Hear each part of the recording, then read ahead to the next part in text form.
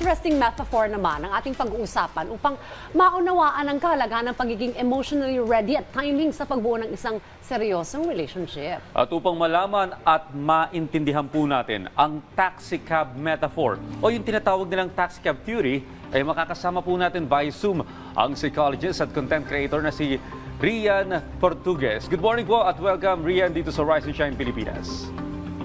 Hi Rian! Welcome Good morning back din po sa lahat. Hello. Si at your millennial site sa TikTok. Welcome back sa RSP, Rian. Alright, para mas maintindihan ng marami, ano ba itong tinatawag na taxi cab metaphor? Ano ba ang ibig sabihin ng sinasabing theory na ito, Rian? Ayan, sa mga nakikinig po, malinaw sinabi po na metaphor ito, hindi po ito scientific. Nagmula siya dun sa isang sikat na series na Sex and the City na kung saan hinahalin tulad yung mga kalalakihan na para bang katulad ng sa taxi, kung kailan sila available, malalaman mo yun kapag naka-turn on or naka-turn off yung lights nila. So may kinalaman yun sa pagiging committed nila kung sila ba ay available or kung ito na ba ay panahon para sa kanila. So parang may kita natin yun dun sa sumikat sa social media. Well, base doon sa may metaphor, taxi cab, may ilaw nga siya.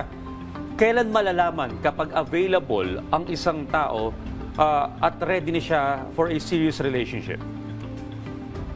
Thank you so much dun sa question, ito yung i-share ko ay hindi necessarily connected dun sa taxi cab theory. Kasi may mga sinasabi doon na para bang sinasabi na kapag available yung isang tao, 'di ba? Parang sa taxi, malalaman mo na nakalagay or naka-turn on yung mismong light niya, available siya. So, kung sino yung taong mag-hail sa kanya or kumbaga pumara sa kanya, i-welcome niya. Parang ganyan yung sa taxi cab theory. Pero in general kasi, sa isang healthy relationship, masasabi natin na available ang isang tao kapag ready siyang mag-commit. Pag sabi natin commitment, inclusive na dito yung meron siyang oras at available din siya. At kapag sinabi din natin na available siya or ready siya to commit, ibig sabihin nandun din yung pagte-take niya ng risk na pwedeng masaktan siya. Pero dahil nga ready siyang mag-commit, mas higit pa dun yung hope niya or yung positive outlook niya sa mangyayari dun sa relationship. Kaya magte-take siya ng risk doon para sa tao na yun, para dun sa possibility na magkasama sila. So kapag ready kang masaktan, pwede nating sabihin na pwedeng available ka or meron kang oras or pwede kang mag-commit sa isang relationship. So, ayan, pwede natin masabi na emotionally ready ka pag ganyan. Okay, so Rian, what you're saying is that ano bang parang yung timing ba, hindi naman talaga necessary kung sino ready na ako, sino maabot ako, ito na yung pakakasalan ko or what, Importante yung desisyon na ikaw ay committed doon sa relasyon. Yeah.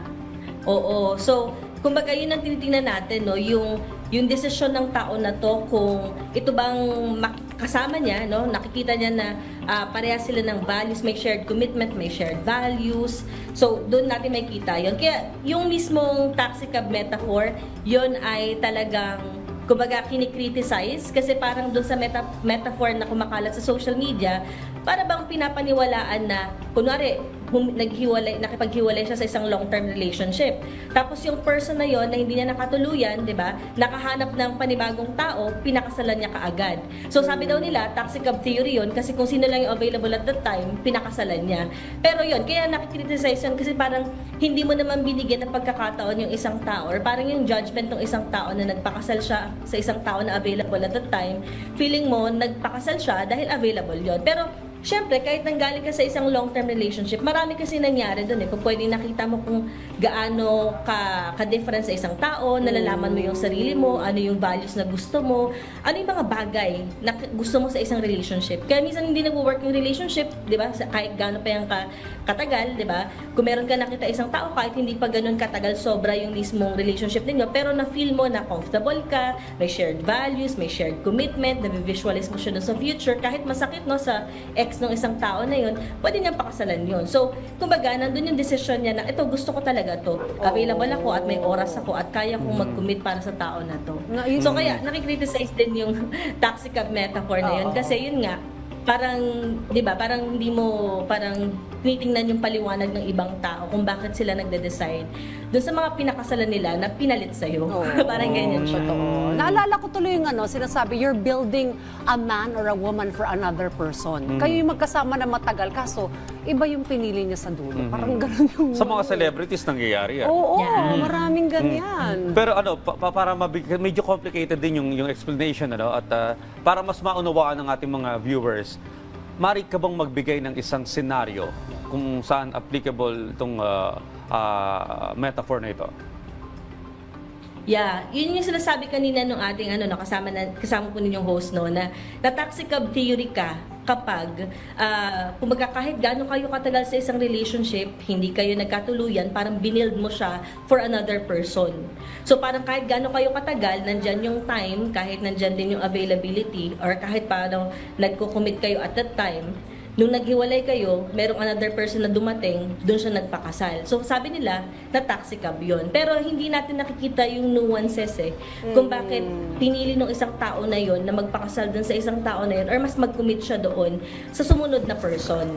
Oo. So kumbaga yung toxic love theory, ganun siya tinitingnan ng mga tao sa social media na parang wala pala yan sa panahon. Parang wala pala yan na available ka lang, yung commitment pala, kung sino lang yung feeling niya na parang ipapalit sa'yo, ipapalit niya kung kailan niya gusto. Oo. So parang ganun yung perspective nila sa toxic love. Pero hindi nga natin na evaluate masyado yung ganong klaseng metaphor kasi may kanya-kanyang dahilan yung mga tao kung bakit mas nagko-commit sila kahit gaano pa kayo katagal, 'di ba? Kahit nakipag-iwalay ka doon, kahit maiksi lang itong panahon na to na may nakilala siya, 'di ba? So meron siyang maaring nakita doon na maaring wala sa inyo kasi 'di ba parang may mga pagkakakilanlan ano yung mas nag-work sa iyo, ano yung hindi nag-work. So minsan yung mga long-term relationship, minsan hindi lang talaga siya nag-work kasi may mga differences talaga kayo o kaya may mga bagay na hindi talaga kayang i-work out, 'di ba? So hindi porket hindi nag-work siya ay talagang totally failed yung relationship. Pwede natin siyang tingnan as an opportunity para makita natin kung sino ba talaga yung tamang tao para sa atin. Katulad din kung paano nahanap nung person, 'di ba? Kunwari ng ex mo, yung taong para sa kanya, 'di ba? So ayun siya. Ayun, well explained. There are bigger reasons bakit itong taong pinili ko. It's not just about timing. Well, thank you very much. Nabitin naman ako sa ating kwentuhan. Thank you again for joining us ito sa Rise and Shine Pilipinas. Rian Portugues, ang ating Your Millennial Psych. Salamat. Maraming Rian. salamat.